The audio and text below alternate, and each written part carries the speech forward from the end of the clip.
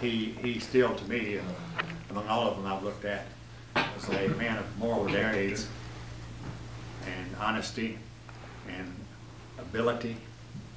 And he served in Cherokee government. He was clerk of the Cherokee National Committee, which is a legislative body. And he was instrumental, along with the two others were instrumental in 1835 in getting those terms of the Treaty of Neochota when they met over there with U.S. Commissioner John F. Skirmerhorn. They worked out those final details of that treaty, and that was William Rogers and Elias Boudinot and John Gunner Jr., who was a half-blood from Marshall County, Alabama. And those three men were the leaders, contrary to what you might read. These were the three men. I've read the minutes of the council, and these three men were the leaders in that movement. And Rogers was one of the foremost and one of the most able of the Cherokee leaders then.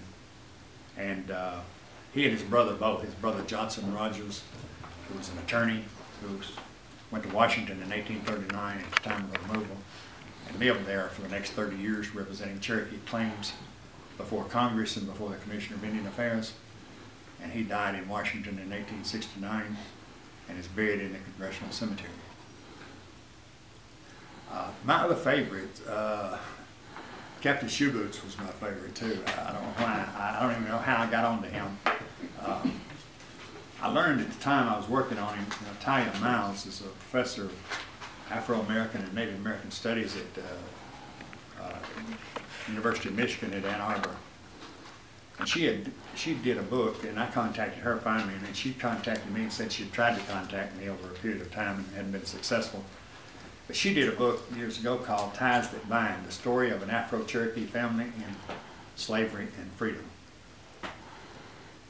And it has to do with Captain Shoeboots. First of all, his first wife was a captive white girl named Clorinda Allington, by whom he had 3 children, 2 sons and a daughter. And his second wife was a former slave who probably had belonged to Major Ridge's wife, Susanna. And by her, he fathered then 5 children.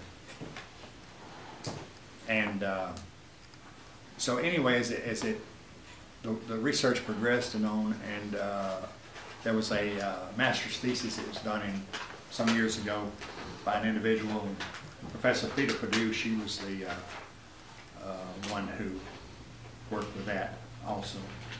She's at the University of North Carolina, Chapel Hill now, I think. And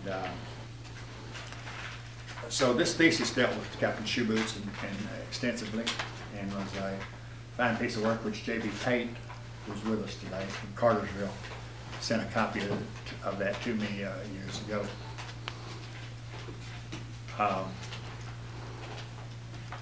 So the Rogers brothers, of course, as I said, Captain Shoeboots, and actually, when I look at them, the families, the individuals, and Unhallowed Intrusion, and those in this book as well, are all fascinating to me. They all fascinate me for some reason. These mixed bloods do. As I've been asked 2 different times in the past years, if I have Cherokee line, bloodline in either side of my family, and I don't. I have no Cherokee blood. That's unusual. So I can be unbiased, you see. I can be more objective. Time for one more question.